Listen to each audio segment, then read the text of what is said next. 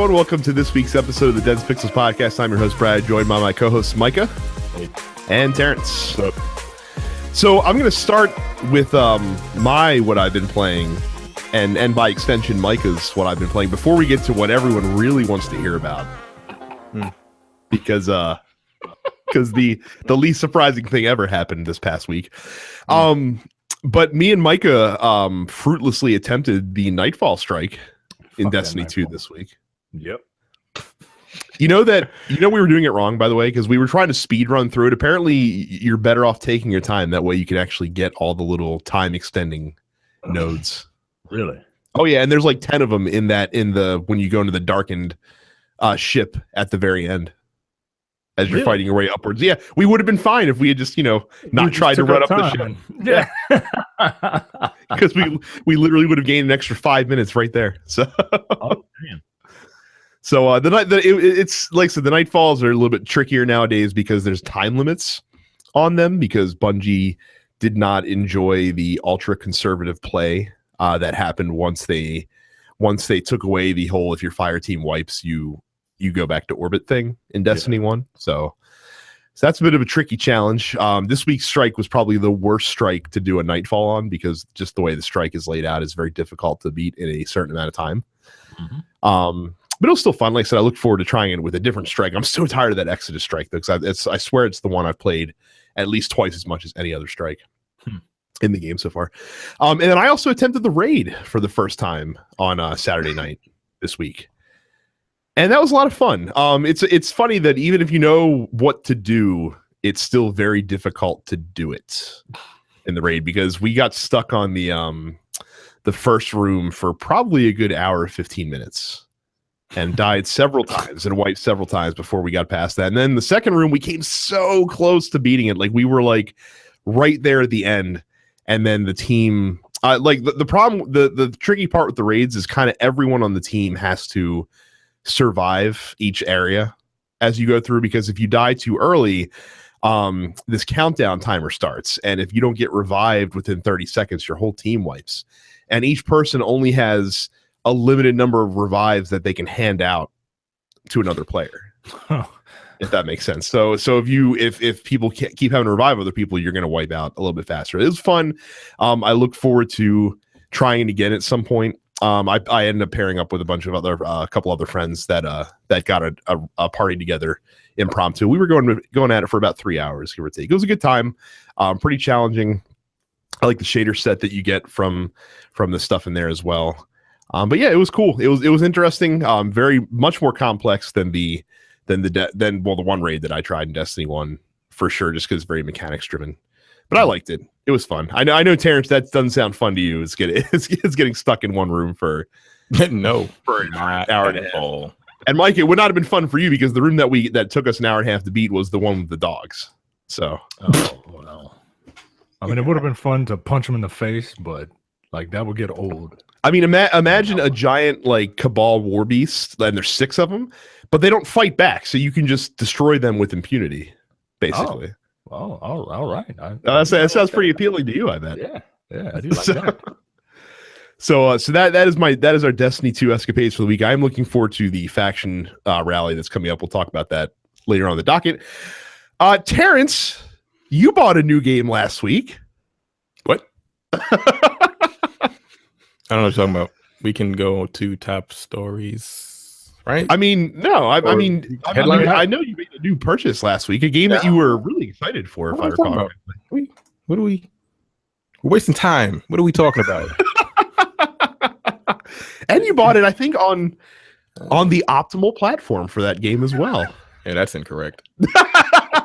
I bought why did you buy it there? That most people play. The people that are actually going to be playing it, not y'all niggas in the goddamn in the fan group.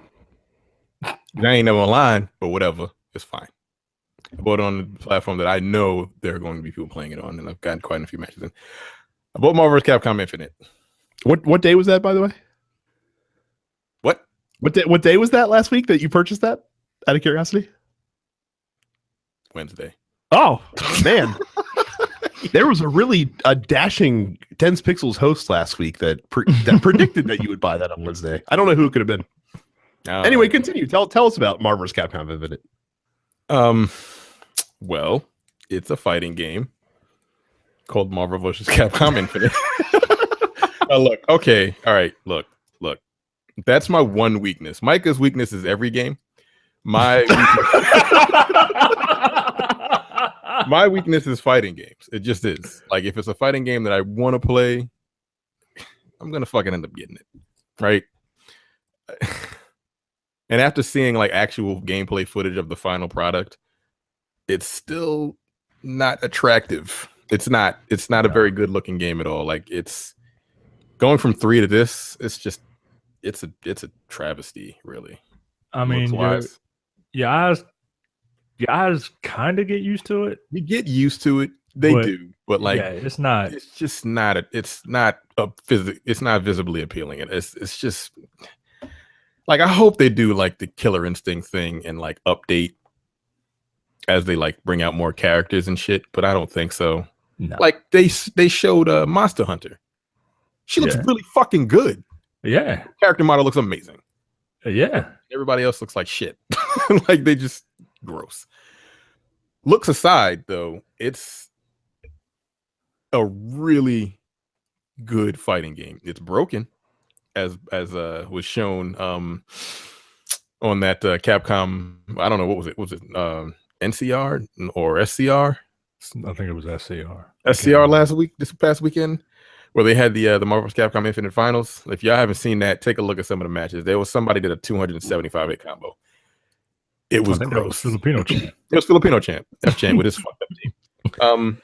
I feel like that if you're going to do a 275 hit combo at a competition like that, it's really just you masturbating publicly in front of every single person in that room. Honestly, no, it's basically like, oh shit, this is my opportunity to hit this combo that I've practiced in fucking practice mode.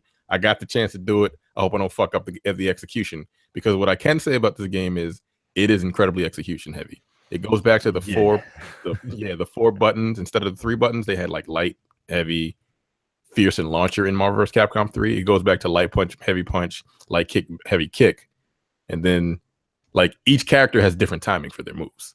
Like Hulk, his timing for his magic series is way different than anybody else's. It's super slow.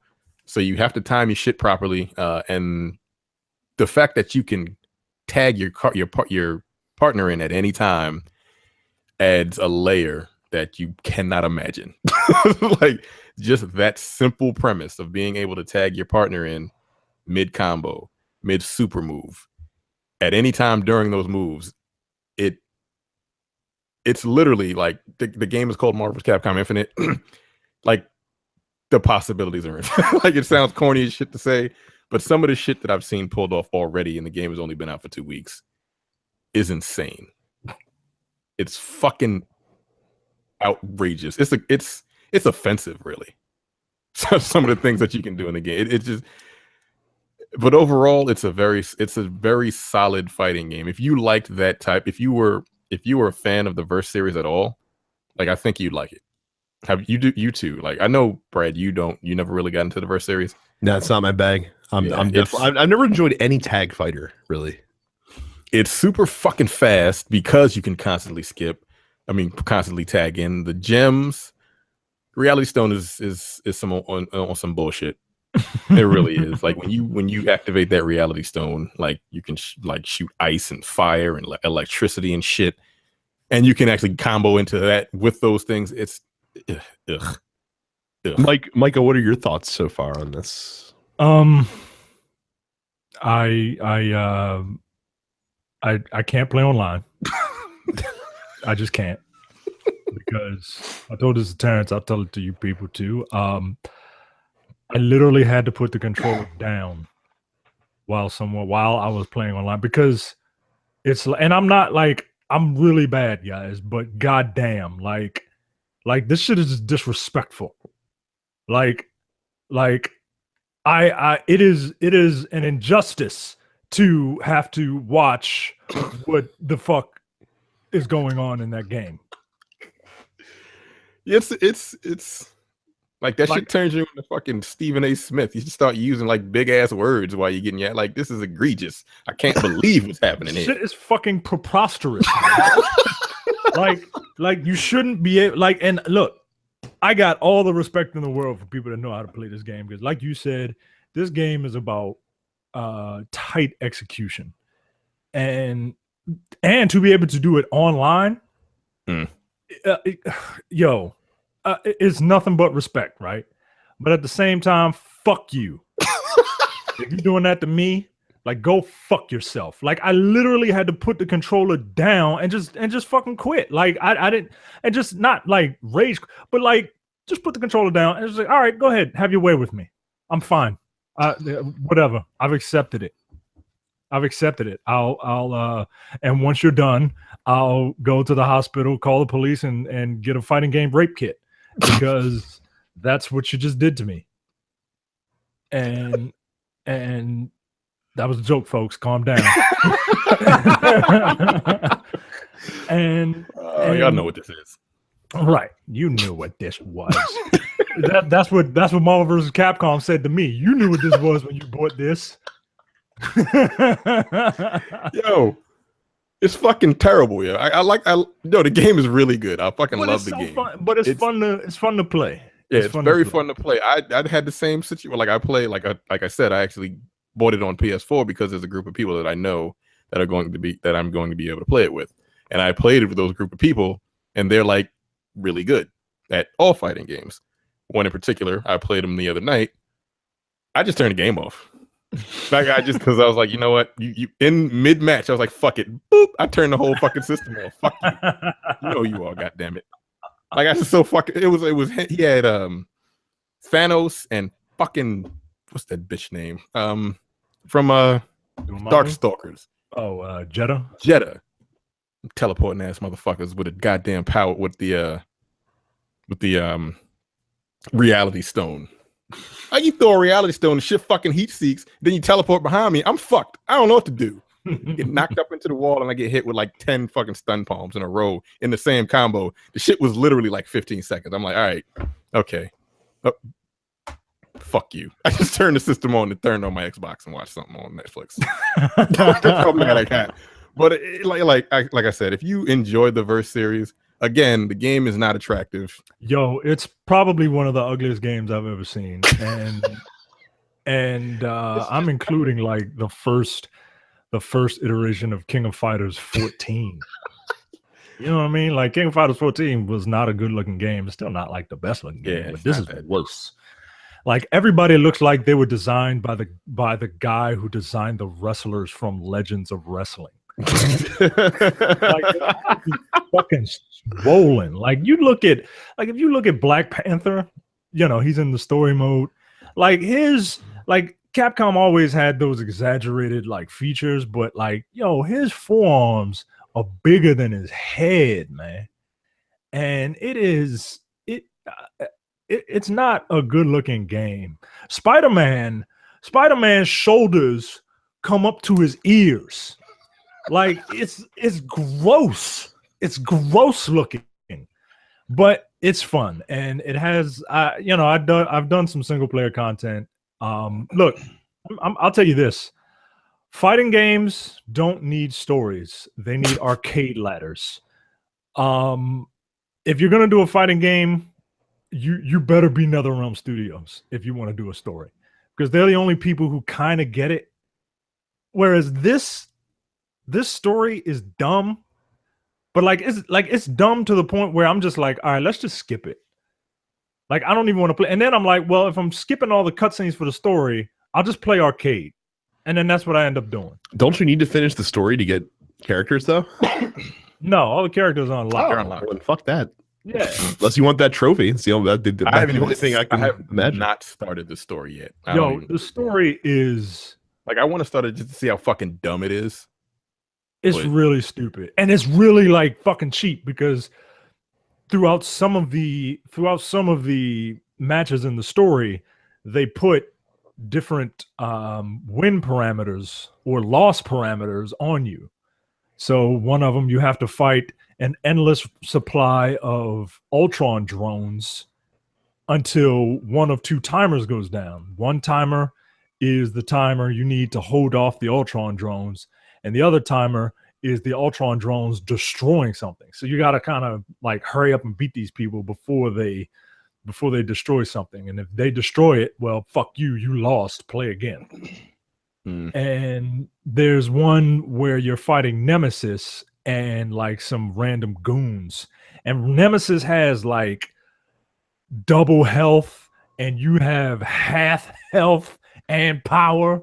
And then the Nemesis has like these minions, and if you defeat one of the minions, MODOK is in the background and he'll just bring them back to life. And then MODOK is throwing different stones at the fucking people you're fighting so that they can change stones on the fly. Yo, fuck you, yo. That doesn't sound fun. Fuck that game. It's really fun though. It just is, man. Like Capcom makes me so goddamn angry. I can't wait until you guys do like an actual review of this. It's gonna be so polarizing. It's gonna be hilarious because they have the ability to make really good games. I don't know what the fuck they were doing with this game. They were just like, we got to make a fighting game. Like we know what we're doing when it comes to the mechanics. Let's just get a 12-year-old to draw all these characters and just don't even worry about fucking polishing. Captain America can't even lift his fucking arm up. Fucking arm's big. And they just snatched up all the assets from Marvel vs. Capcom 3. They did, yo, and it's egregious. And worth. Like it's egregious. It just does. Like, give somebody some Java as level 3, and then it's like, oh look, it's brand new. Like, nah, yo, it's not. It's not. Fuck off. But it's but gameplay wise, it's like it's top notch. Like, yep, you can't fuck with it. Like it's that good.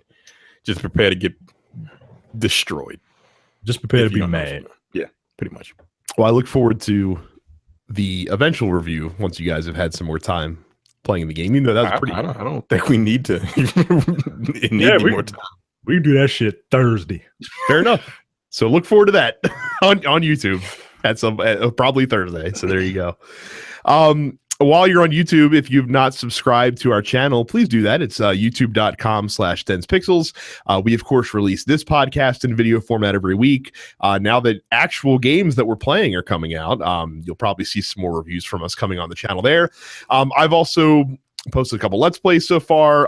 You can watch me and Micah attempt to take on the Nightfall from last week. You can watch my first attempt at the raid, and that'll be something that, as I remember to, which I'm doing more frequently, we'll do more often. Probably get some of Terrence's Marvel vs. Capcom gameplay on there as well. So if you miss us, yeah, maybe if you remember to record it. So if you miss us on Twitch, a lot of that stuff will end up on our YouTube channel as well. So make sure you check that out. And of course, if you are not a premium subscriber, what are you waiting for? It's only $5 a month or $50 a year. Go to densepixels.com/premium. This month you got one of the penultimate episodes of the Men with the Golden Tongues, 2 episodes, No Time to Bleed. Your normal weekly episodes look forward, and Aaron Grievance's Back is a jam-packed premium month this month. Over 300 hours of content currently on the premium channel.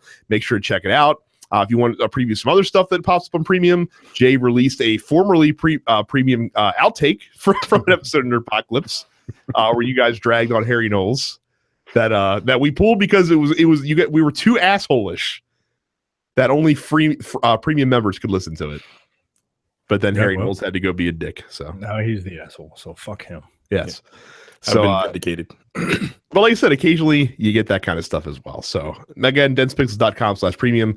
Check it out. If you've not subscribed yet, please give us some money and do that there. A lot of big games coming out this week. FIFA 18 releases this week, as does Forza Motorsport 7 on the Xbox One. Danganronpa V3 Killing Harmony comes out on PS4. So does an RPG called Blue Reflection. The Fallout 4 Game of the Year edition is coming out this week. Gundam versus Senran Kagura Peach Beach Splash, Summon Night 6 Lost Borders, and The Girl and the Robot Deluxe Edition. Those are all the games that are coming out to stores near you this week. On the digital side of things, finally, the release of Cuphead. It's going to be on Xbox One. I'm looking very forward to that. Tomorrow? Friday, I think. I feel like it's the 29th that they said. So I'm very much looking forward to playing that game. Like I said, it was fun, but madly difficult for the 15 minutes that I got to play it last month. So I'm looking forward to it, though. It looks really fun. On the sly, Square for some reason, released Final Fantasy IX to PS4 last week. So that's available now. I think it's on sale right now, too, if I'm not mistaken. Do you like Final Fantasy IX? Never played it. It's probably one of the few modern Final Fantasies that I missed. Yeah. I tried to play it, but I was too far removed from it. The thing is, though, like the people that love that have played Final Fantasy IX, by and large, like it's most people's in their like top 2 or 3 Final Fantasy games. Yeah. I don't know about that monkey boy. There's something about a monkey boy that I just don't want to play. What was a monkey? There's a monkey in. No, it's a boy. It's a boy with a tail. He's got like a tail. Goku. Yeah, but he goes like Super Saiyan like Goku, and then he can like get like real primal or something. I don't know, some shit. Some Final Fantasy fan is gonna be like, "Don't talk about Zidane like that. He's not a monkey." Pinball FX3 also released this week. SteamWorld Dig 2 also released this week. And look, any regular listener to the show knows that I'm a huge soccer fan. I'm looking very much forward to FIFA 18. Been playing the demo. It's a lot of fun. Game looks gorgeous. Love Ultimate Team. Can't wait. But if there's any game that can pull me away from the draw of FIFA, that can pull me away from the grind in Destiny, that game has to be Firefighters: Airport Fire Department, nigga, which is releasing on PS5 this week as well. It's not enough that they made a game centered around firefighters, but they had to go so specific to an airport fire department, literally the last firefighters that you would ever think of on a regular basis. Terrence, you're going to have to... I didn't even look at a screenshot for this game. All I saw was the cover, and I knew I had to put it on the docket. I need you to report on your findings because you're looking at it right now as we speak. Yeah, I am looking at it, and I don't know what the fuck Yo, this plane is on fire. What's going on? I got to find a video of this nonsense. Video, let me see. I mean, really, the question that I need to ask both of you is: this game a great game or the greatest game? This game does not look good at all. I'm shocked. It looks like I don't know. Doctor Strange should be in this world because he looks just as ugly in Marvel vs. Capcom Infinite. It does have a 6 out of 10 on Steam, which is higher than I would have thought that game would have. Wow. I mean, there's only 11 reviews on it. Oh, and these are like firefighters probably reviewing that, right? Like Dennis Leary is reviewing this game. Dennis Leary is not a firefighter. He's not, but he just played one on TV. Yeah, he likes firefighters. Yeah, and he played one on TV. That's all you really need to be a firefighter, right? Sure. I mean, really, like you just run into something and like it's a big ass water gun. Like, come on, Weren't you a firefighter, Brad? I was the EMT. Both my dad and father-in-law are or were both firefighters. Were they airport firefighters? No, they were not airport firefighters. They were regular firefighters. No, you knew what you were about to say. You were about to say they were real firefighters. That's what you were about to say. Not these fucking fake ass airport firefighters that have fucking put fires out in fucking Cinnabon. Airport firefighters are real firefighters too. And that they exist on this earthly plane. Yes.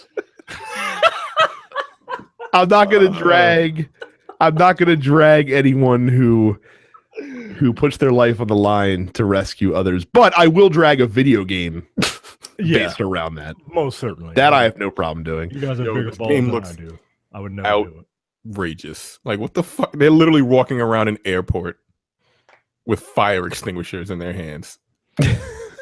It's just such a ridiculous concept. Like, I could understand if this was an expansion to firefighters, or if this is like DLC for firefighter simulation game. But to get its own game is preposterous.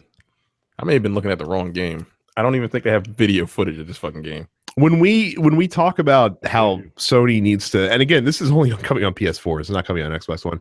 We talk about how Sony needs to curate a little bit better. This is the kind of shit we're talking about. So, yep. Release date announcements. Monster Hunter World has a date. It's going to be January 16th, 2018. There's going to be a VR version of Zone of the Enders sometime in 2018 from that terrible company Konami. Nothing wrong with that game. It's just Konami sucks now. And there's a new mech action game from Square called Left Alive that is coming out sometime next year as well. That harkens to Armored Core. So if you like those type of games, then you can look forward to that. So that's it as far as new releases go. I will pass things over to Terrence, who is not ready. What? Headlines. Sorry. I am ready. Oh, you are? Okay. Well, I mean, that's a switch from... Yeah. Week, so. Speaking of Switch, Switch appears to contain... Oh, I didn't mean to do that. Okay. Fantastic. I caught it, though. Satoru Iwata's passing. So apparently, Nintendo put in their Switch... well, first of all, Satoru Iwata, he died of cancer back in 2015. And in memoriam of his passing, I guess, on July 11th, if you do a certain motion with your Joy-Cons, it unlocks golf for NES, which was one of the first games he ever worked on. There's a video of this showing how to do it, and if you already been online with your Switch, you can't trick it. So you got to wait until July 11th, or basically, you guess you got to do a complete wipe of it to try to do it over again. I don't know, but that's kind of cool. Like, it only works on July 11th. Yeah, because you got to do it on the day that he passed away. Yeah, I mean, that's all good and everything, but like, I can remember him now. Plus, I just kind of want to play golf again. Like, I like that game. Yes, I mean, that's cool, but like, that's like super fucking specific, man. I find it very odd that they made it available on the day of his death and not the day of his birth. Not his birthday, not the day he entered the company. Yeah, because usually in the U.S. we celebrate like when people pass, we celebrate their birthday. We don't typically celebrate the day they died. Yeah, it's like July 11th, his death. Everybody, go ahead and waggle your Joy-Cons, play some golf. What? Like, I mean, again, it's like sweet in a morbid way, but like that shit's weird. Is that like a Japanese thing, like honoring people on the day they pass? That is something I do not know. I don't know. To know the answer to that question. So, someone with more expertise in Japanese culture will have to tell us if that's a thing or not. Yeah, Johnny, you may or may not be Japanese. I don't know what you are yet. You tell us. Is that something they do? I look forward to hearing from Carrie tomorrow morning. This is cool, and also one could argue that the fact that motion controls are incorporated in this NES game, means that might be something that they do with other games down the road. So, yeah, motion controls is not for everything. No, they're not. No, they're certainly not. I'm trying to think of what NES games could benefit from motion controls. More like classic NES games? Yeah, not Punch Out. You need buttons for Punch Out. Yeah, it's too pattern heavy. Or as a black person from Baltimore would say, too pattern heavy. For some reason, Brad, black people from Baltimore, when they pronounce the word pattern, like they add an extra syllable. They add an N, like the N has its own syllable. Pattern in, not pattern. Pattern. I mean, I've observed this in my time in retail.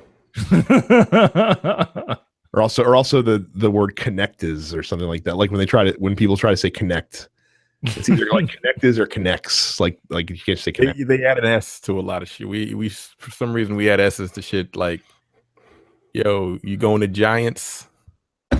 Yeah. What the fuck? No, I'm going to Giant, nigga. Like what are you talking? Oh wait, we've talked about this on the show before because we made fun of the fact that a lot of folks say Saint Rose when they're talking about Saints Row. Yeah, fucking JC Penney's. Like, there's no S at the end of that. It's very bizarre. I don't get it. Goddamn school systems. Anyway, next up on the docket, I don't know. Oh yeah, Street Fighter V Arcade Edition was spotted on something. So It's been spotted online Liars. for $39 or fucking 39, liars, Capcom. whatever. Because they swore, they're like, oh no, this time we're not going to do it, guys. We're not going to release 800 editions of this game. Well, you know what this is, right? Oh, it's probably just going to be the game with the first 2 season passes package. Then I bet it will be the game with the first 2 season passes and season 3. That's what this is going to be. Wow, imagine that. And it's supposed to be like $39.99. Mm-hmm. Yeah, whatever that is. Pounds. So yeah, pounds? it might be like $50. Because that's interesting. You can get Street Fighter V vanilla for like $20. Yeah. Yeah, and that's base. Like you can catch a sale and get it for 10. So what about the people that have already bought the game? They'll do what Guilty Gear did with like when Xrd Revelator 2 came out. You can buy the upgrade, or you can buy, Super Street Fighter V Arcade Edition Ultra Plus Super Fantastic Sam Wow. You don't think they would make the balance upgrades available for free to people that had bought the season passes? I think they would make the balance upgrades, but you wouldn't be able to play as the season 3 characters if you didn't purchase season 3.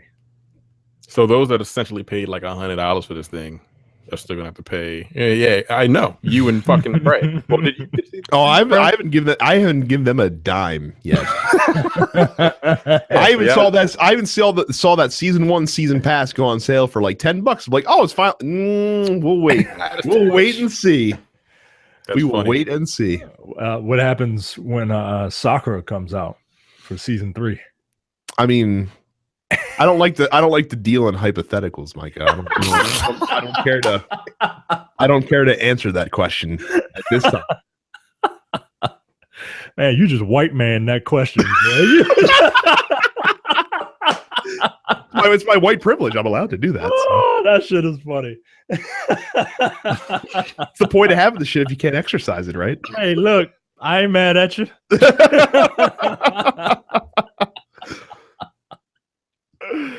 Oh, if they lock previous players out after my biggest issue is them explicitly saying before Street Fighter V came out, hey, we are changing our business model. We are not going to do these every 2-year like re-releases with extra, with all this content and all that bullshit. So if they don't give an upgrade path for people that have already bought the original game, I'm going to be a little annoyed. Oh, I guarantee you it will. They'll just call it season 3. Just like the season 2 pass, season 1 pass, season 2 pass. The upgrade will be season 3 pass. You'll get the 6 characters with the you'll get a huge patch, right? And then you can earn those characters through fight money. I have faith for some reason. I have faith in Capcom that they will not mess this up. Yeah, let's see how that works out for you. Like I bought this goddamn game and I don't necessarily have faith that they're gonna, like, if they're gonna be doing this in fighting games, just go the goddamn Killer Instinct route, man. But the thing is, like, yeah, people are still gonna pay the $60 to buy the goddamn base. Yeah. God damn it. Fuck. You getting is it too early to ask you this question? Is what the DLC? Yeah, you getting any DLC? I mean, Monster Hunter. I gotta get Black Panther. Yeah, you're obligated. You're obligated. Yeah. Oh, that's right. I forgot that he's not in the fuck mini game. That makes me so goddamn mad. Even though he's in the story. Yeah, he's walking around in the story in Valconda.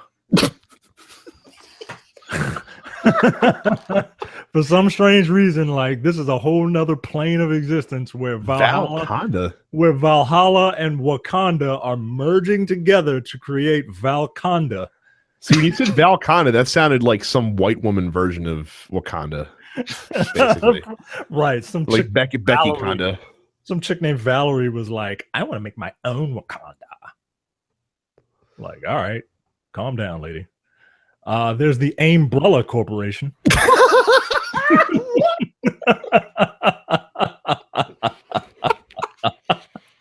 What? Tripped me out, man. Umbrella. Umbrella. Umbrella. Up. Jesus Christ. Fucking Capcom. Yo. So it. Hang on. So I'm to believe that Marvel signed off on this level of fuckery in the game story, but they're like, mutants? Nah, fuck that. Can't have that. Fuck that. Fantastic Four? The hell with them. Fuck Doctor Doom.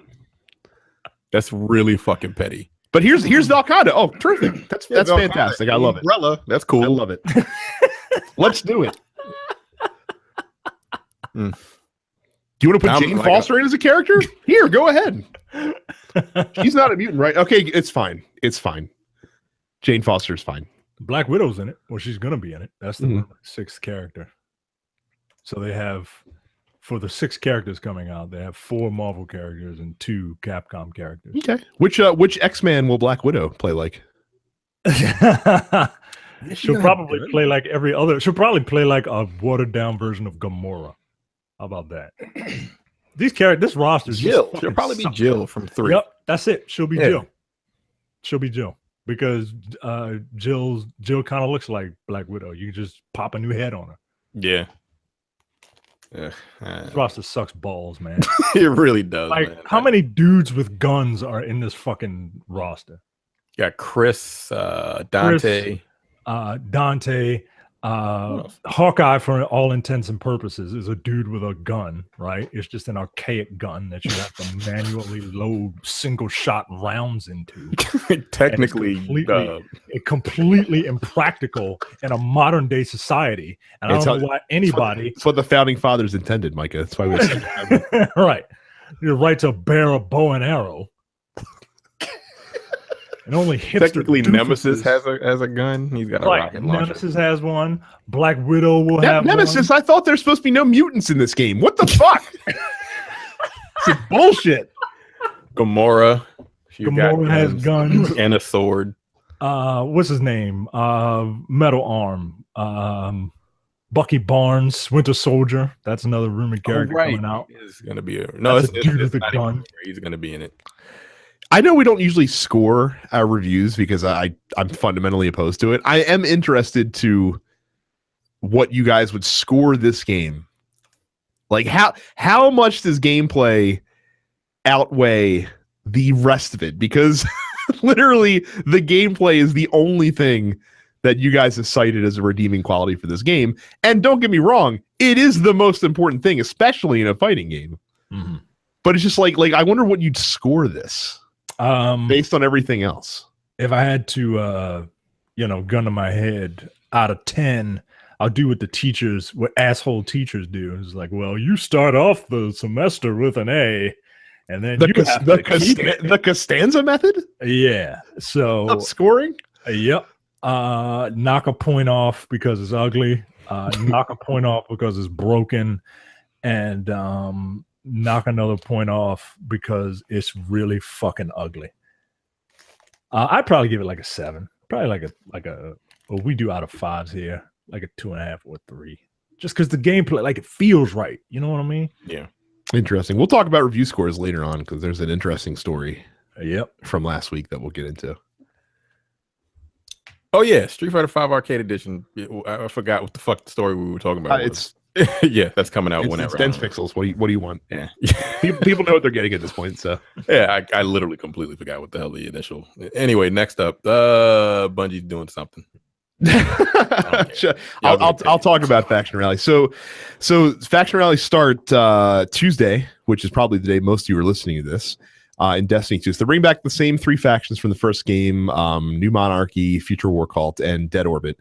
A little bit different this time, though, because now you pledge a faction during the rally. And as you go through doing what you would normally do in the game, you will gain like faction coins for that faction. Then you can return them to whichever faction leader represent your faction. That'll give you cool like faction specific gear, much like they had in the first game. It's a very similar system, except it's more of a timed event. But what is different here is that they're also doing contests. So each faction is bringing their own unique weapon to the faction rally. Dead Orbit has a scout rifle, Future Warcard has a pulse rifle, and New Monarchy has a sidearm.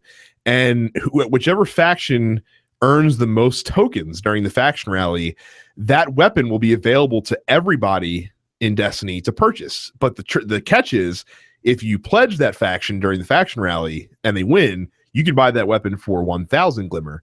But if you did not pledge that faction, you can buy it for 50,000 Glimmer. So there's an incentive to try to pick the best one. And hopefully you'll get a steep discount on what's probably going to be a very good weapon. There's all sorts of armor sets and unique weapons as well that are available during the faction rally. If you go to Bungie's blog, you can see images of those. Some of it looks very good. As usual, Dead Orbit looks the best because who else would? And yeah, I can't wait to get that scout rifle for 1,000 Glimmer because I guarantee you that's what's going to win. Future War Cult sucks, man. They do. They look ugly. And I don't like this Titan, thing from New Monarchy either. These uppity bastards. Like they just seem like 1%ers. Get out of here. give me that utilitarian looking, like, yeah. I almost have a full set of armor from Devrim K. Oh yeah. The outdoor set. I don't like the outdoor stuff. I'm trying to get the what is it called? The I can't remember. It's a Eververse set that I've been not having to pay for anything, which has been nice. Oh really yeah. Cool looking. Yeah. But what do you think about faction rallies, Mike? Do you like this better or worse than what they did in the first game? I like it better because what they did in the first game was just essentially kind of what they're doing now with the NPCs. So it gives you something to strive for, and it gives you a reason to do it, right? But you're right, Dead Orbit's going to win because their color scheme is the best. Well, like I said, that there's no like that scout. The only reason I'm trepidatious is because so far, like the Micah multi-tool, which is a scout rifle, is dominating, especially the PvP meta right now. So there might be a lot of folks be like, well, I don't need another scout rifle because I already got Micah. But it's definitely it seems like the best of the three so far. Yeah. I got the Micah multi-tool finally because the game decided to finally bless me with 5 scout rifles that I can break down. And I like it, but I don't use it in PvP. Like I'm always an assault rifle guy. And PvP is really fun, man. Like it really is. It's really fun. Is. Like I even like playing the competitive stuff a little bit. Like I do a lot better in the Crucible than I ever have. I think that's perceived because of the way they calculate KDR now. Oh, you know what? Maybe that's it. I think it is because I'm definitely like, so I went on Destiny Tracker to look at my stats because they don't do a lot of stat tracking in game anymore. So in Destiny 1, your KDR was literally based on the amount of kills you got versus the amount of deaths you had. In this game, they count kills and assists as kills because they give you credit for a kill if you assist in killing somebody as well. Well, that's why God damn it. I really wish you hadn't told me that. Now I'm just like, assist as full blown kills? They do. Oh, fuck that. I mean, it kind of makes sense because if you do all the work and someone else just polishes the guy off with the last shot, calculate how much damage you put into that person. If you took the last shot, right? But they don't credit you with an assist for like shooting a guy once up front and then your teammate doing the rest of the work. They will credit you with an assist if you do. I don't know what the actual percentage is, but I think you have to at least do either a significant portion of the damage to the person or you get the killing blow, basically. I like it personally because it makes me feel better when I'm in Crucible. Yeah. I mean, I thought I was doing well, but that's probably, knowing my luck, that's all I did in the Crucible before was just unload a clip into somebody and then some fucking hunter just comes around and just like, and look, I don't mean to brag, but I'm going to. I did have a match last week in the Crucible, and if you're in our fan group, you can see the match in its entirety because I had to post it, where I had a 17-1 kill death ratio. God damn. And 15 of those were actual kills too, by the way. I checked later. Only 2 of them were assisted kills. God damn it. Now I feel like an ass. I feel like a fucking bum. You still might be doing better than you were. I like the 4v4. It is good. Like I know we've talked about that. I was skeptical going into the game. It definitely makes the action a little bit more frightening. And the thing I like about, I was talking about this the other day with somebody, is that it makes supers far less important than they were in the Crucible. Because now, like, the best you can do is maybe you'll kill like 2 or 3 people with one super, unless the whole team just happens to be clumped together.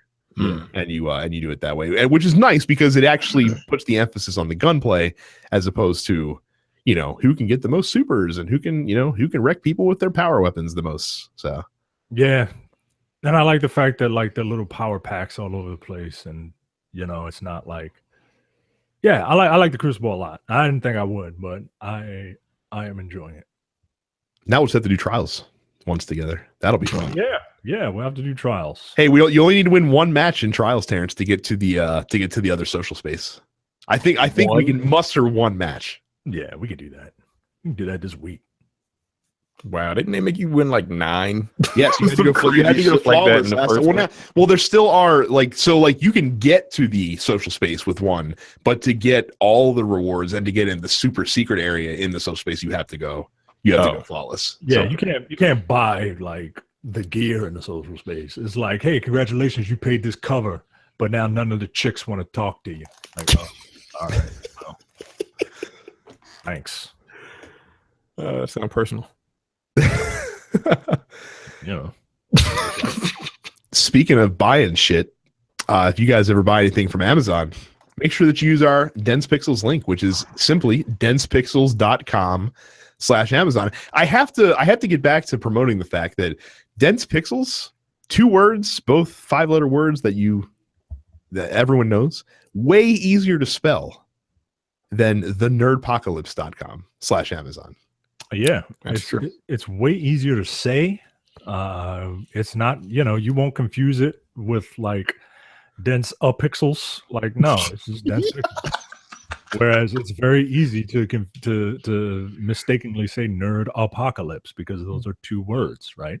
And then apocalypse is one of those tricky words that you think you know how to spell, but you got to kind of think about it for a second. You know what I mean? And yeah, no, nerd no, not apocalypse. Apocalypse, P-O-C-K. What? No, no, that's not right. Apocalypse. Lips, L-I-P-S. Wait, that doesn't look right. Meanwhile, after all that, you could have been checked out.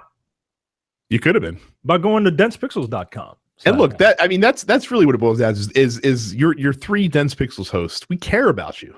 We care about you not having to waste your brain power to figure out how to spell thenerdpocalypse.com/Amazon. Instead, densepixels.com/Amazon. And guess what?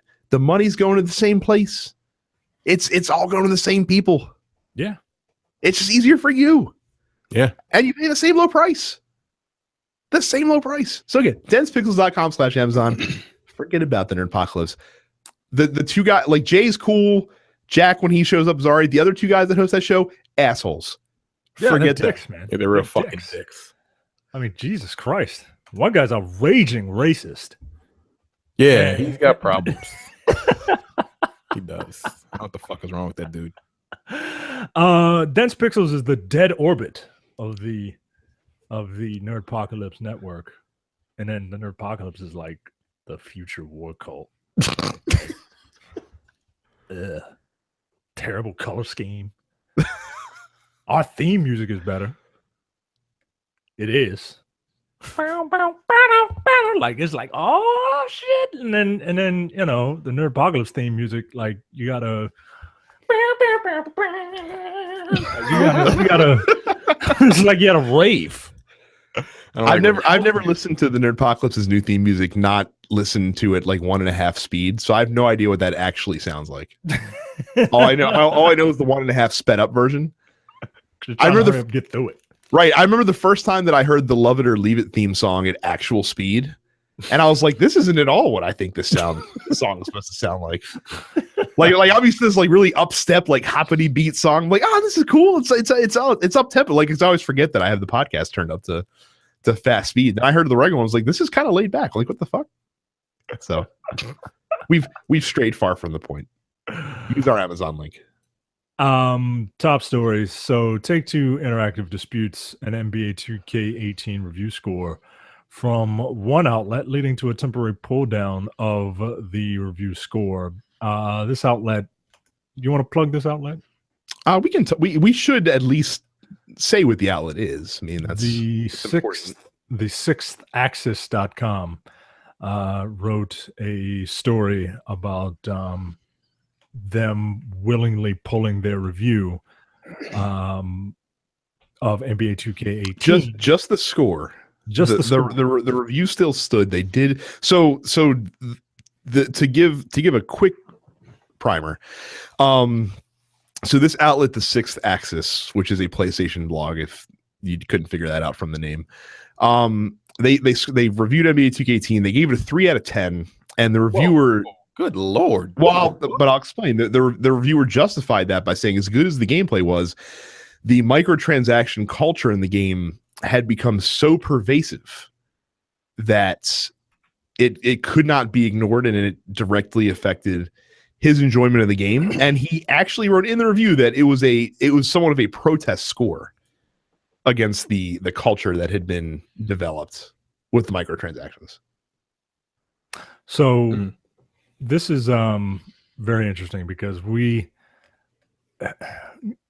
before I didn't care about scores, whatever.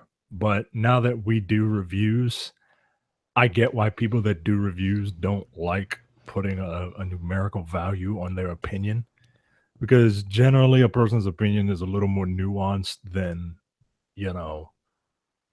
it's 3.785 out of 7. Like, wait, what?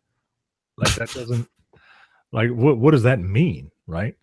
And I know back in the day, there was a magazine, Kids. Those are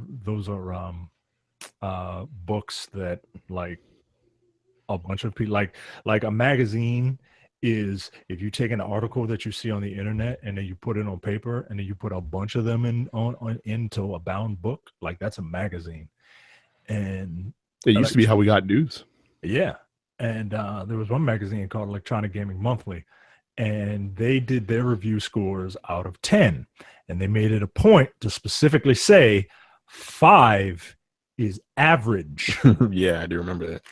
But the problem with that is that the out of 10 review score is so ingrained in us through the American education system. Whereas, 100 is perfect, 90 is an A, 80 is a B, 70 is a C, and, everything else is just like, who cares, right? So if something got a 5 in an EGM, and if you're just looking at the score, you might think it's hot garbage. Like, what? That's a 50%. They failed. They failed the test that they took. But that wasn't indicative of the actual review. So scores are stupid, right? Now, what this guy did is he wrote a review of the game, but he slammed it with a 3 out of 10. And there are a lot of people out there who still just look at the score of a review, right? Because they come in with a preconceived notion, and they either want it validated or they want a reason to rage, or they legitimately don't have an opinion and they just want to look at the number. And for people who just look at the number, like, they see that 3 out of 10 and they're like, wow, like, NBA 2K sucks this year. I'm going to go buy Live.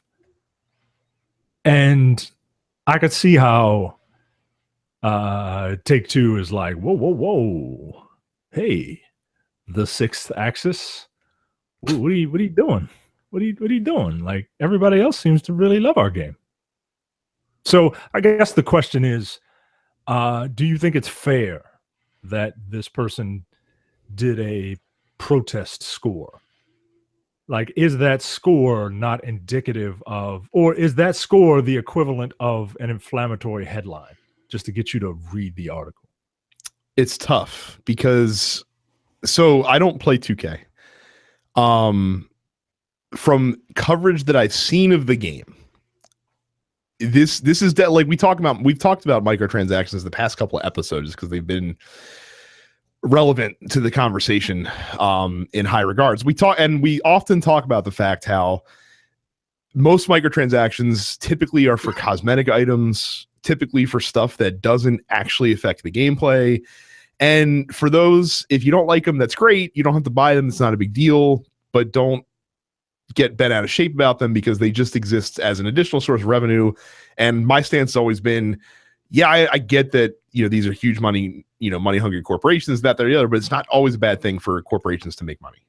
It's not, because it gets you the products that you enjoy. So from the coverage I've seen of NBA, it seems like, especially this year, they've kind of wandered into the realm of the time saving money, not microtransactions. Yeah, they've been doing that though. They've been doing that for the last. Yeah, they really amped it up this year though.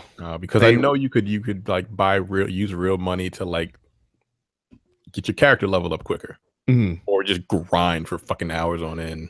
Right. Well, I read somewhere that to get without VC, to get your my player from where he starts out with, I think is like a 60 up to like an 89 would take 300 hours of gameplay. Yeah, that's bullshit, dude. Right. Like, if you're gonna do that, like, make or it give a us free money. to play game. Yeah.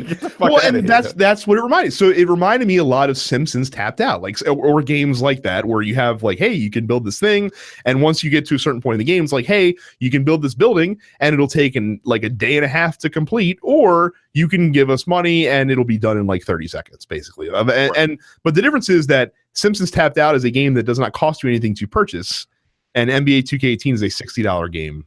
Right. That's the problem. Like, I paid $60. Okay, fine. I'm playing it to play the actual game, but I want to create a character. I don't want to spend 300 fucking hours. I don't have that kind of time. By the time my goddamn character's 80, he's done retired and shit. And he's a goddamn coach. Like, what the fuck? Come on, man. Like, I can see it taking some time, but like, I don't know, man. That's crazy. But getting back to the original point, do I agree with the guy's decision to a protest score? I feel like in this case, and again, have to repurpose that I haven't played this, and I'm not going to because I don't care about 2K18. It seems like that in this case, yes, the microtransactions, the VC fiasco is impeding the game to a point where it has to be mentioned. Now, is that worth docking 7 points off the score? I don't know. That's really up to that reviewer.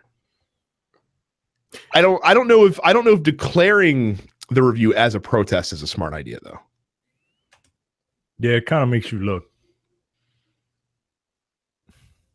Well, it makes it look like that you're not considering the merits of the game, and even though if you read his review, he does. Like, he talks about how good the gameplay is and this, that, or the other.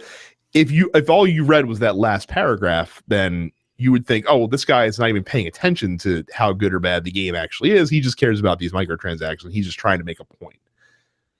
Yeah. So I think that's where the 6-axis runs into issues. And it doesn't help the outlet. It doesn't help the publication, because someone will come in with the mentality of, like you just described, and they're like, well, this guy doesn't know what he's talking about. I'm never going to come here again. Loyalists will come and say, well, this guy, I really trust this guy's opinion. These microtransactions must really break the game. I'm not buying this. Like, it's a lose-lose all the way around. Well, and arguably the bigger issue is, do you agree with 2K or Take-Two Interactive's decision? Now, again, and this is coming from Six Axis themselves. They say that they were not pressured by Take-Two. What according to them, and this is according to Six Axis, what Take-Two asked them to either reconsider the score or shift it to a review in progress. But they said that there was no pressure from them. There was no threat of blacklisting, not even implied.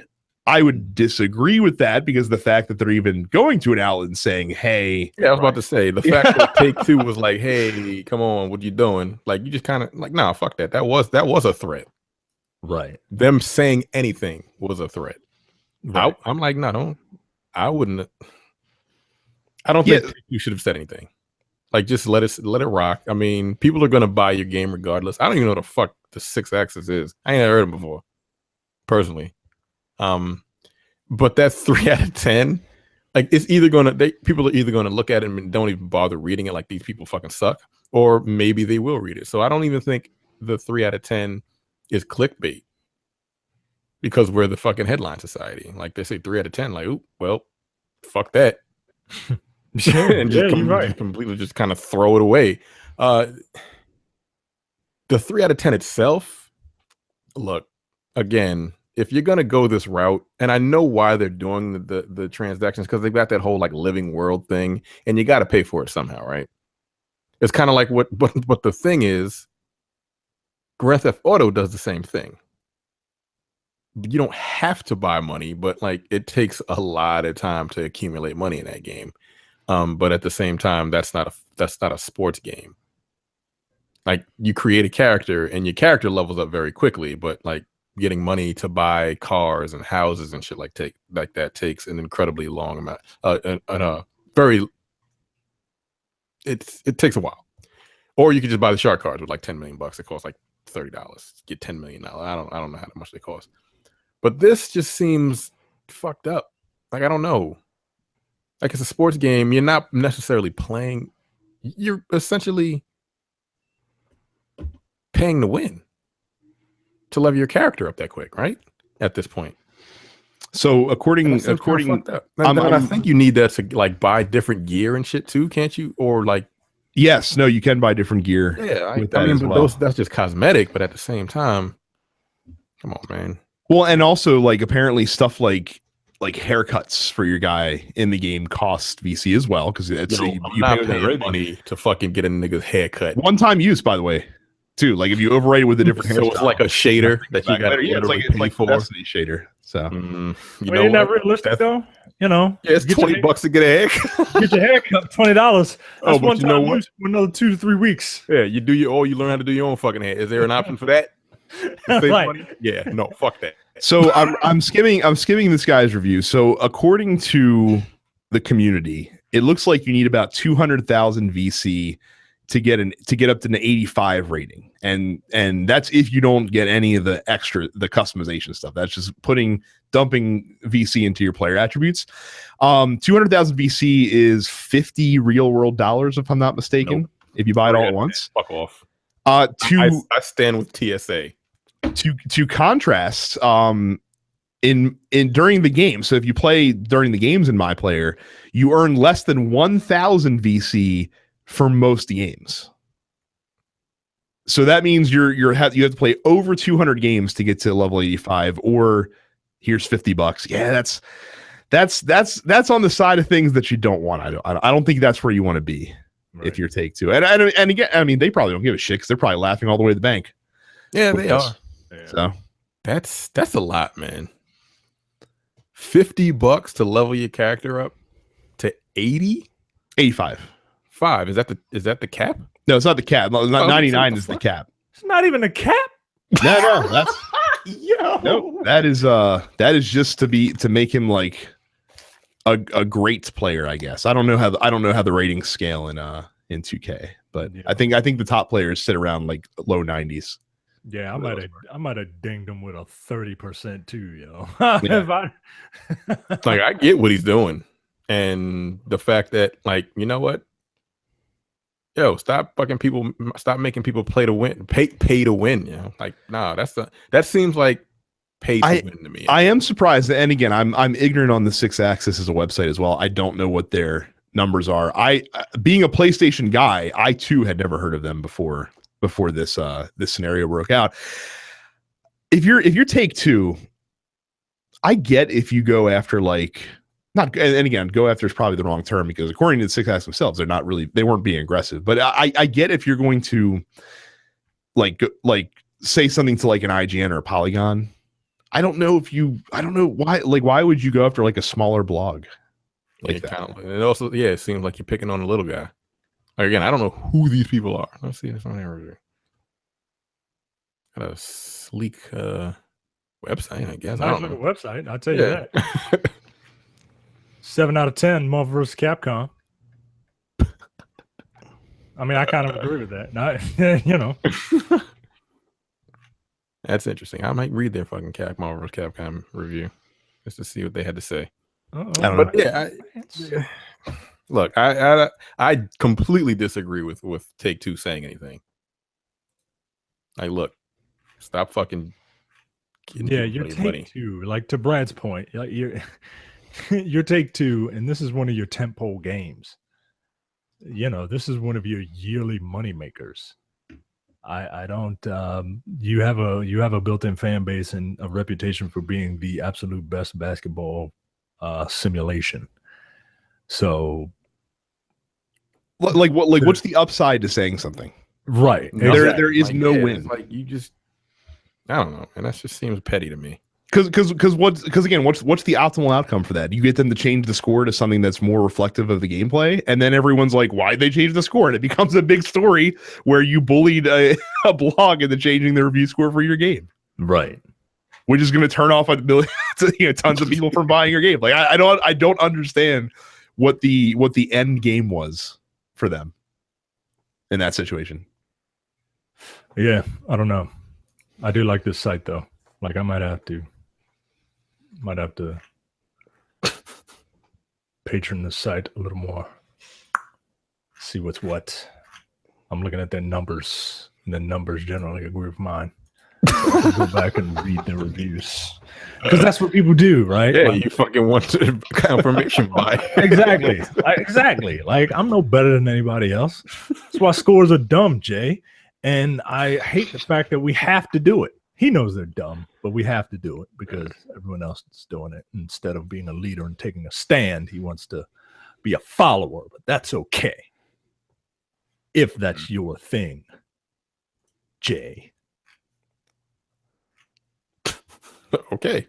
Well, that's funny. Next up. So Epic Games announces a battle royale mode in Fortnite, citing PlayerUnknown's Battlegrounds as a direct inspiration. The PUBG publisher Bluehole, who every time I see it, I want to say butthole. See, I want to say Blue Note for some reason. Oh, well, because you are cultured and I am not.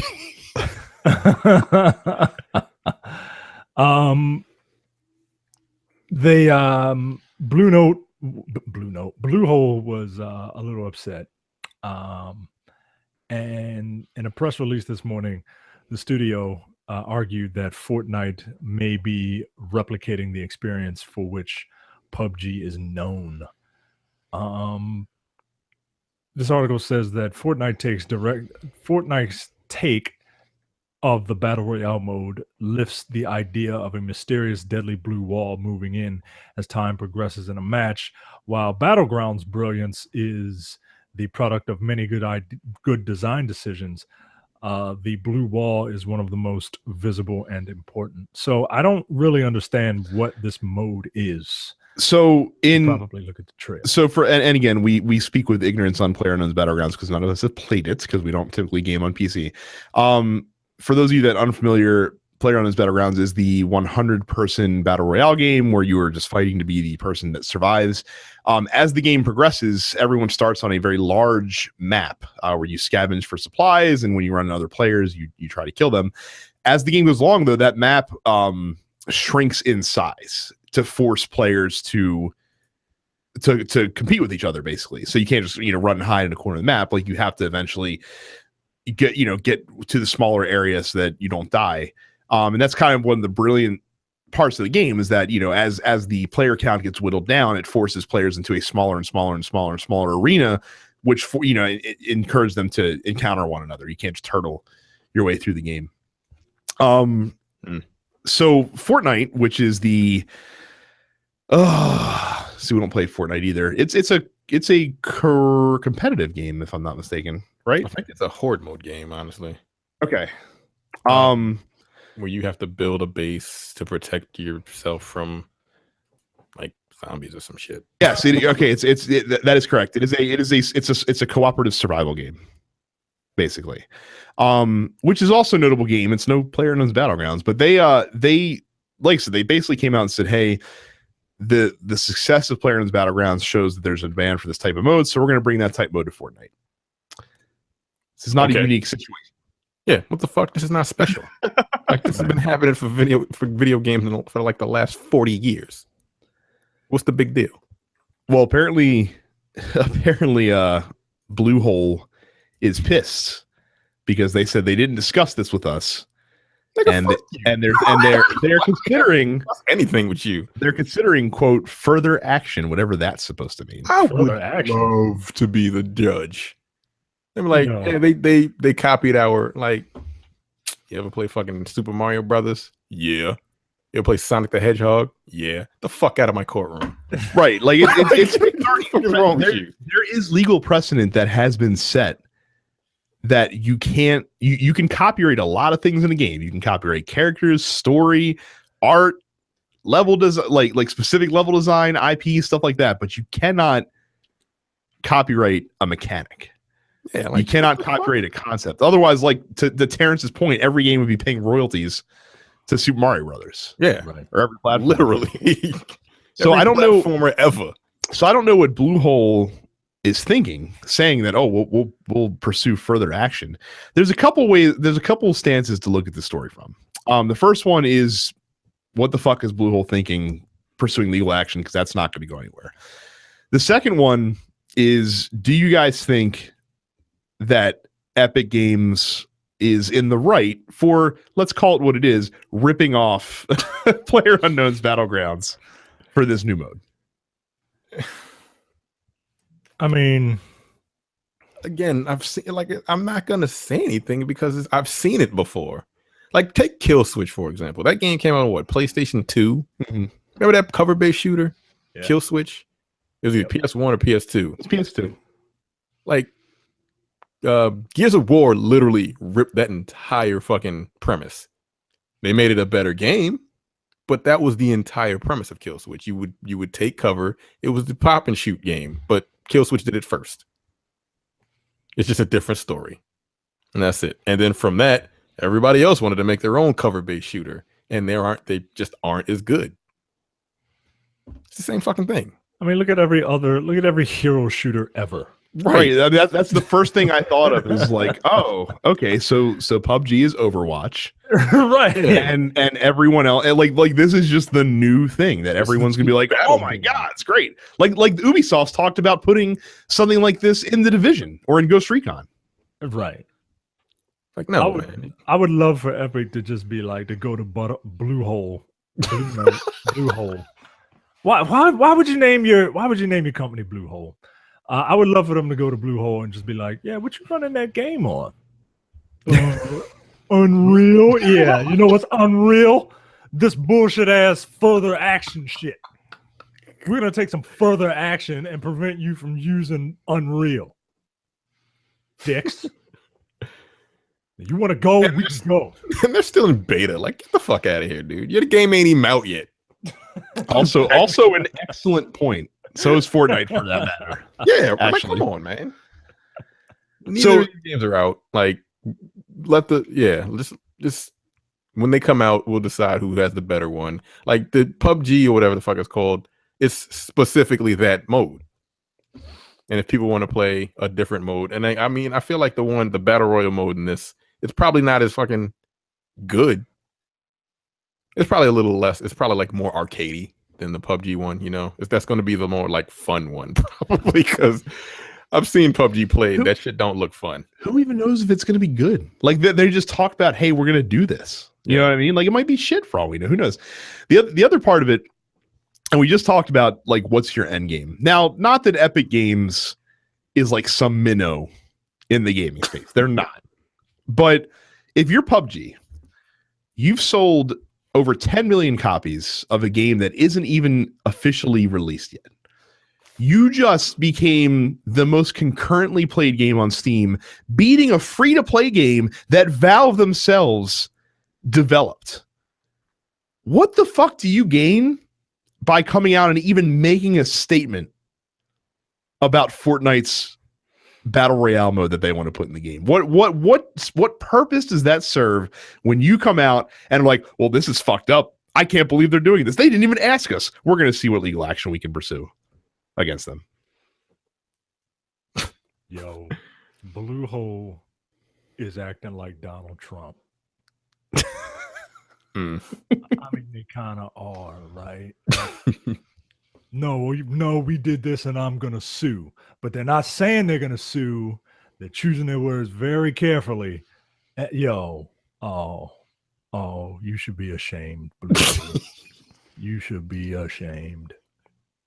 Like, I'm sorry. Like, if I'm in the position that PUBG is in right now, and a competitor comes out and is like, hey, we're gonna basically rip your game off and do this kind of thing, I should be like, okay. Like at the end of the day, we'll see which game people are still playing. At the end of the day, once your mode comes out, guess what? It's probably gonna be ours. Because I'm pretty sure a hell of a lot more people are playing Overwatch than, say, I don't know, Lawbreakers, for example.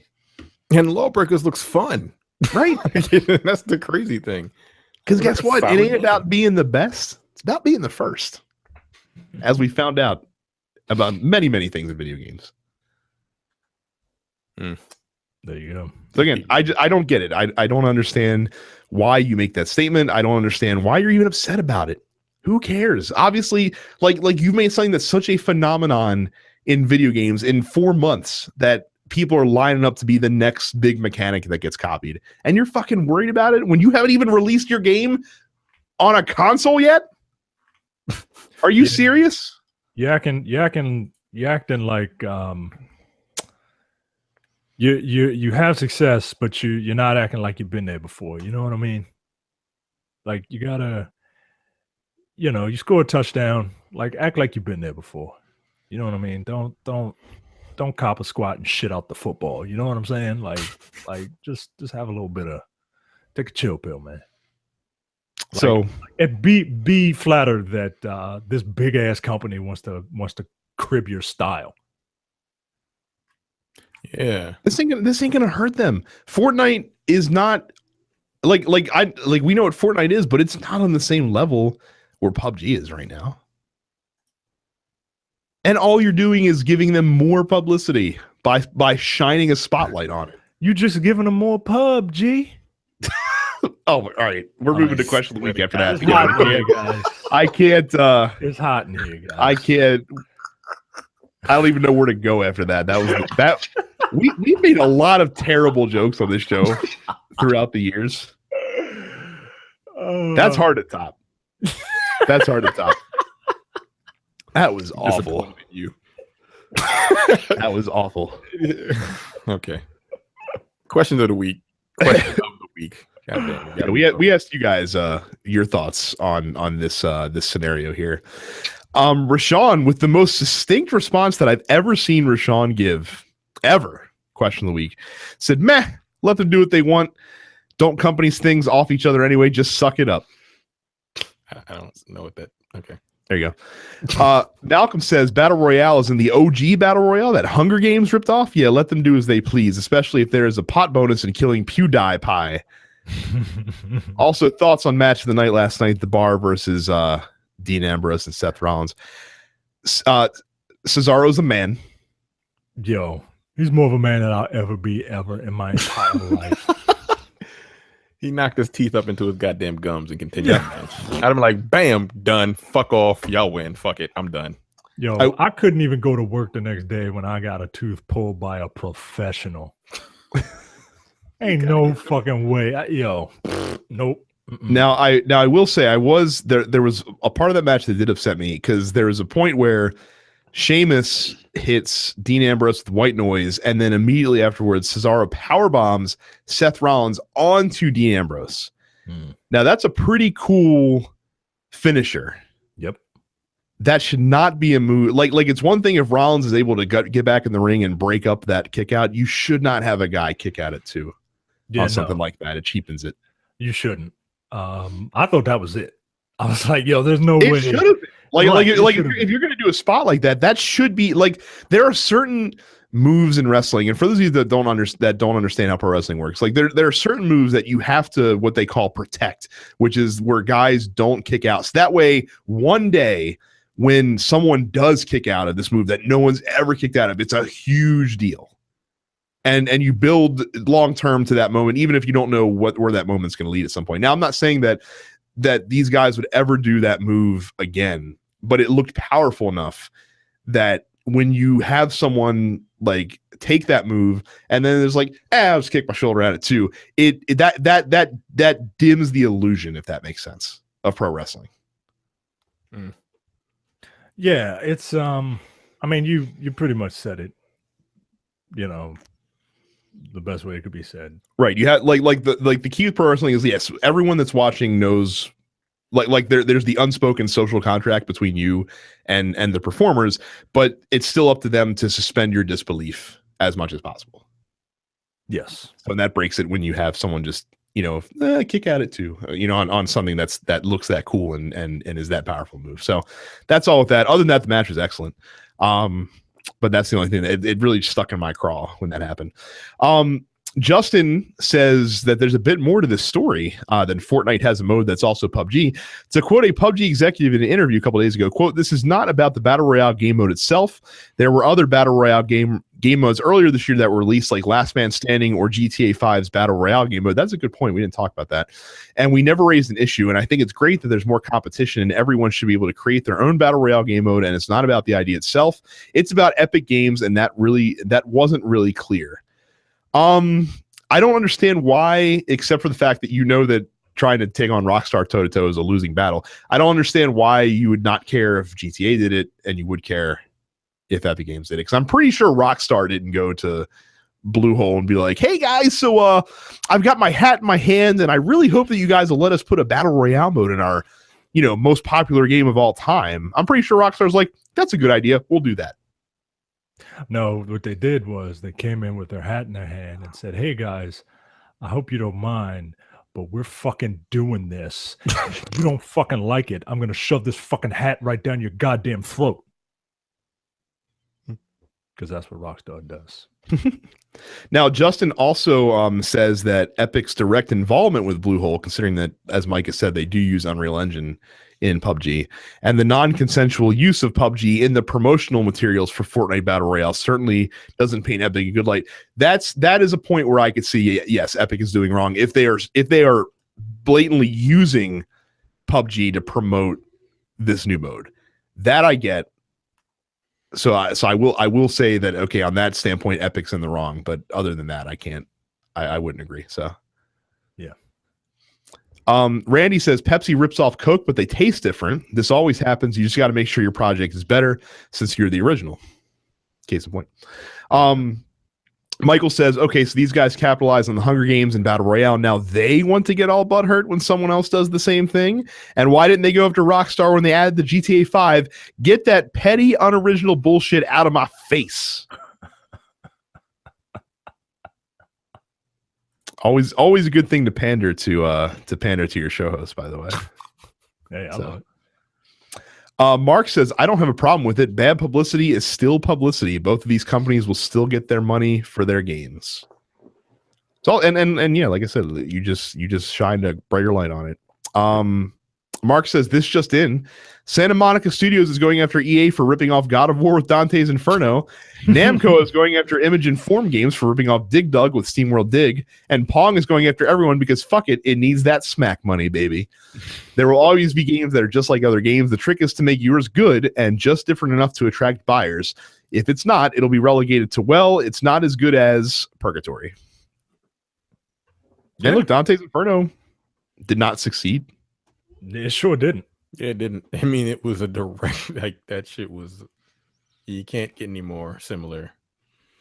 Right. God of War than Fucking that. every third person, But like, every third person action adventure game around the time the first Batman Arkham game came out ripped off that style. yeah. Because it fucking hasn't worked.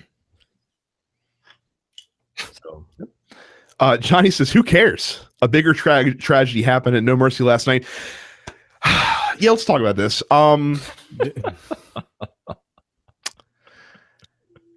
The reason, and this will come up later in Question of the Week as I looked at, part of the reason that I hate Smark wrestling fans so much. And if you didn't mean to get, I know we're not doing a full review of No Mercy, but it has to be said.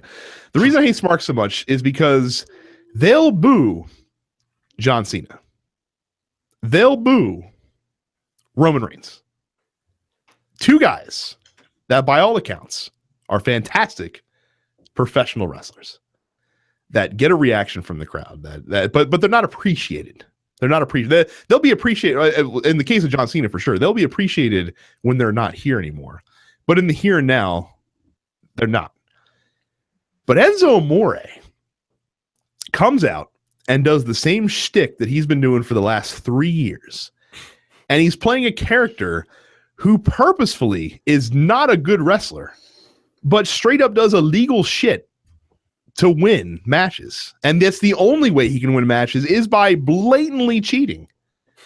And people still cheer him. And now he's the cruiserweight champion. How you doing?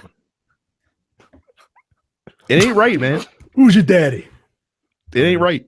And look, I get they're using real life events to advance his character. I totally support that. But he should be booed because he's a heel. He's a chicken shit heel. Like, he's a classic chicken shit heel. And people love him. To paraphrase from him, if I had a dime for every Enzo Amore match that I enjoyed watching at the end of the day, I would have 0 dimes. Yeah, he sucks. So, but now that dude is the cruiserweight champion. While I am over Enzo Amore's shtick, hearing you do Enzo Amore's shtick just breathes new life into it. And again, look, I get if you want to put a controversial champion on the face of the cruiserweight division because that's just going to get more people to watch 205 live, and I get the business aspects of it. I need the fans to be more consistent. If you're going to boo a guy because you perceive him as being a shitty wrestler, then boo someone who's actually a shitty wrestler. That's all I'm saying. That's all I'm saying. This isn't Golden Tongues. We're not reviewing Die Another Day. Just tone it down. How convenient? How not convenient? How ironic that Cass gets injured on the cusp of his push towards single stardom, and then this fucking guy who's only being carried along on the wrestling abilities of his partner, who wasn't that good of a wrestler either yet, but who's only being carried along as the mouthpiece for Big Cass, is now more successful after he gets hurt. I don't like Enzo Amore. It was cute for like 3 months, and then after 3 months, once you realize, oh, he's just going to do the same promo every time, then that's when it wore thin after that. At least The Rock mixed this shit up, right? Like he's boring now, but he didn't used to be. So, oh shit. Cam accuses me of being a racist, which I do not approve of. You want to know what that's all about? Get into our political group. So I was having a back and forth with someone that I didn't know about the the fact that she lacked basic empathy for people who were struggling in this country because she couldn't see that they were struggling. So what kind of shit is that, yo? I don't know. What kind of shit is that? Malcolm says, don't let this question distract you from the fact that Brad is a Roman Reigns fan. You're damn right I am. Roman Reigns is a fine professional wrestler. I enjoy watching him work. And again, he gets the reaction that he needs to get. He doesn't have to be beloved to be a great pro wrestler. Because John Cena did this shit for 13 years. And now as John Cena's slowly walking towards the sunset, we're like, man, we really didn't appreciate John Cena enough. Do you think, honestly, that Roman, not comparing him to John Cena, but do you think he has enough charisma on his own? Like, do you want to watch him? Like, it's fine if he's on and you appreciate it. Do you want to watch him? Oh, no, he's not. And again, I know you said don't compare him to John Cena. No, he's not as charismatic as John Cena is. I mean, a few people are, but right. Like, as so of a wrestler as John Cena is, I actually want to see him on TV. I don't need to see Roman Reigns on TV. If he's there, all right, I can watch him do 4 spears and 5 Superman punches. But if he's not there, I'm not going to miss him. And that's fair. And that's why he'll never be John Cena. But to pretend like he's like the worst thing walking in WWE. And again, it's not because Roman Reigns is actually that bad that people hate him. It's because it's the perception that he's holding other people back from getting opportunities that they quote unquote deserve. Mm. And again, I like Dolph Ziggler as much as the next guy.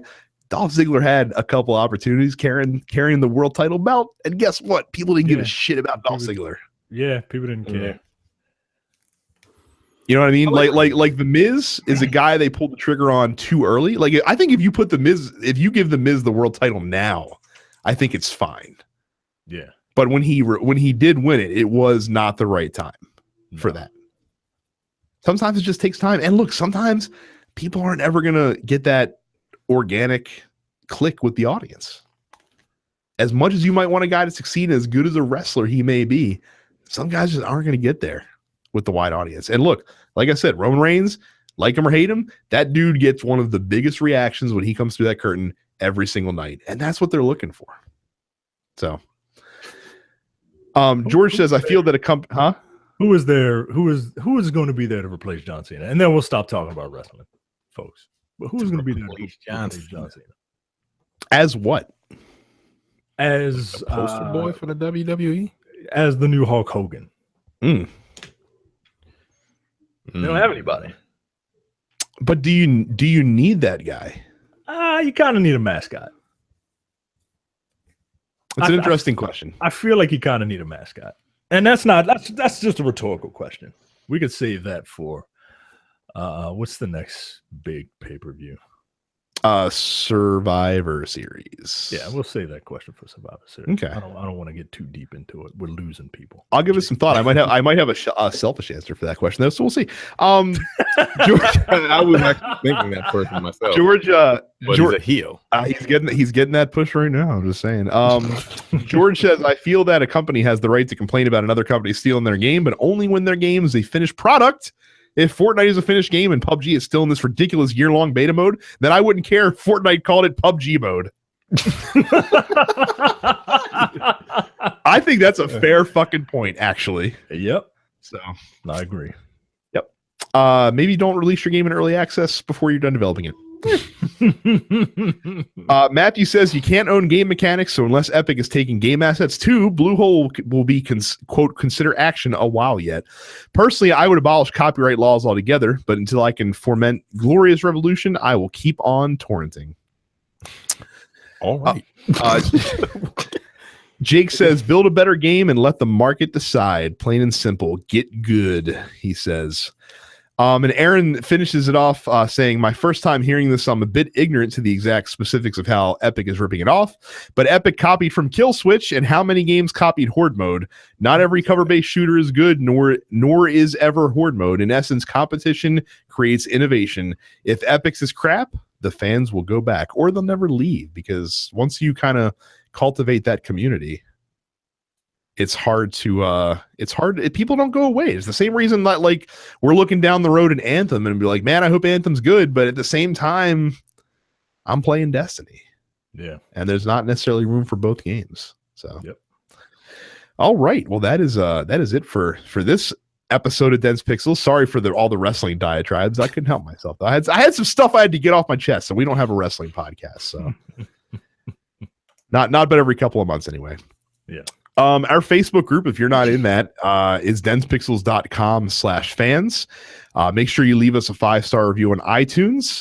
You can follow us on Facebook and Twitter at DensePixels. Subscribe to the show on whatever podcatching service that you use, be it iTunes, Google Play Music, or whatever. We're all on Twitch TV as well. I am DensePixels Brad. Terrence is Apparition 410. Micah is Dense Black Nerd. Carrie is It's Carrie. And speaking of Carrie, she is going to be running the de facto official Dense Pixels Extra Life stream this year, which is happening in early November. Please go to her Extra Life page. Donate to her if you are able. We will be giving away some prizes during that stream as well. So look forward to that for sure. That's all, guys. Thank you very much. Look forward to that Marvel vs. Capcom review. Yeah, so we'll do it on there you go. All right. See you. See ya.